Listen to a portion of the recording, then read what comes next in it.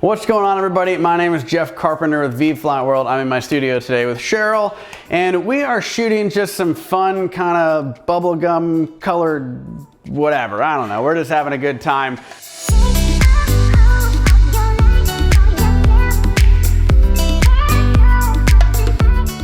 So basically, she had this really cool pink hat that's kind of see-through. It's almost the same material as like a colored gel.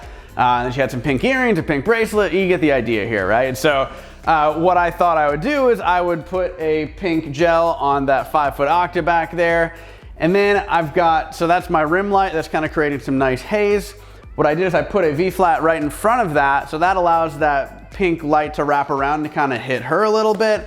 And then I really kind of wanted to go with almost a really harsh on-camera flash type lighting. So I've got this B10 here, and I'm just kind of right, so it's pretty on axis, it's flat light, there's hard shadows, but that totally works for this look. So what we're gonna do is we're gonna show you what each light's doing, and then we'll go and show you the final image.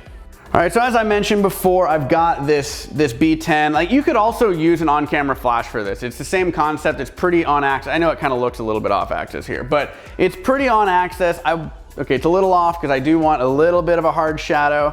And I've got it back a bit. I've got the power up, so it's lighting the background up. That V-flat's almost pure white just from this light alone. And then we've got that background light wrapping around. So what I want to do is I actually want to turn this key light off. So let's go ahead and turn key light off. All we're gonna have right now is that background light wrapping around because I wanna show you what that looks like. And what that's gonna do is that's gonna be a pretty darn just kind of overall pink look. I think it looks kind of cool, honestly. But we wanna have this, we wanna have a different look on the front end. We want that background to turn almost pure white with just a little bit of a pink kicker just to kind of coincide with all the pink accessories she's got. So let's go ahead and turn this light on, and then we'll go ahead and show you what that looks like.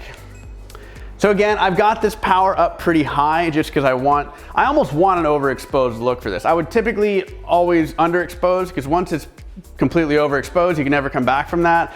But in this case, I'm kind of making that creative decision ahead of time where I want to up the exposure a little bit more than I normally would.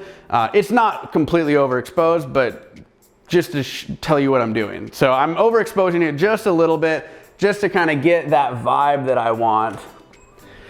And what that's doing is that's now creating this nice, kind of plasticky, poppy, kind of 80s look that we're going for. So right now we've kind of got the lighting so we can go and shoot just a little bit and get some different looks, and she's just making some fun faces, and we're just gonna get some kind of cool images. So.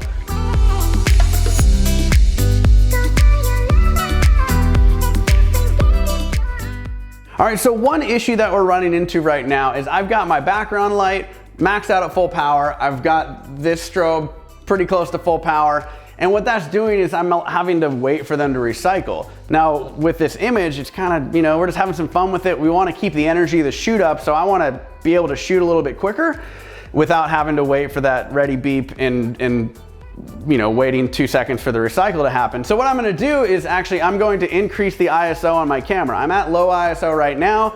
I wanna bump it up to 800 ISO. That should be plenty enough to keep that rate of shooting up where I want it to be. So let's go ahead and up that to 800. Now what happened here is if I am at 800 now, I have to now reduce the power of these flashes by 3 stops as well. So let's go down 3 stops on the key light and down 3 stops on that background light.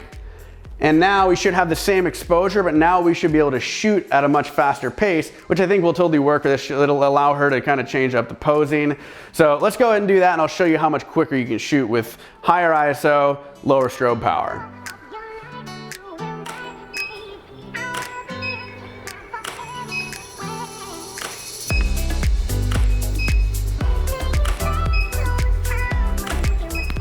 So as you can see, we have the same exposure. We've got the, now our ISO is up at 800, but these cameras can handle a much higher ISO even than that. So don't be afraid to increase the power or the ISO of your camera, even in a studio setting, if it helps you kind of maintain a flow that you want for the shoot. So if you look at the EXIF data on this and you're wondering why I'm at ISO 800, you didn't watch the video properly. So that's one reason why though, just to increase the speed and lower the flash power so the recycle time's a little bit quicker. So I hope you guys enjoyed this video, and if you want to see more videos like this, be sure to subscribe and follow vFlat World and check them out online as well. And if you want to see my personal work, check me out at Ready Light Media on Instagram or nextlevelworkshops.com. And big thanks to Cheryl for helping us out today, and I'll see you next time.